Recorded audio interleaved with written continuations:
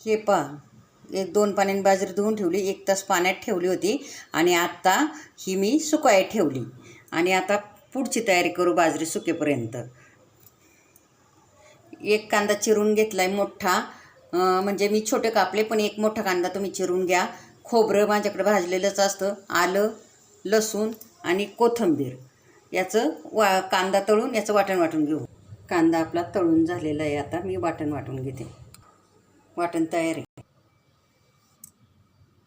ही भरड काढून घ्यायची बाजरीची. हे भरडलेलं आपण काढून घेतलं, तर हे पाकडून घेऊ. हे पहा, असा भुसा आहे तयार. आणि ही बाजरी आता भरडून अशी झाली. आणि आता ही धुवून घेणार आहे. ही बाजरी आता आपण 2-3 पाण्याने धुवून घेतली. त्याच्यात हे असं पाणी निघालं आणि हे असं राहिलेला चोथा वगैरे किंवा टोपं बी काय असतात ते निघून गेली. हे वाटण वाटून घेतलेलं आता आपण परतून घेतोय. याच्यात खडे मसाले पण टाकल्यात.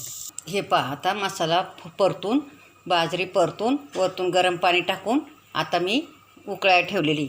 आणि उकळताना बाजरीच्या याला पाणी जरा जास्त लागतं, त्यामुळं मी हे अशी पातळ ठेवली. आता मी झाकण लावून घेतो कुकर. हे पहा, आता वरून लसणाचा तडका तयार.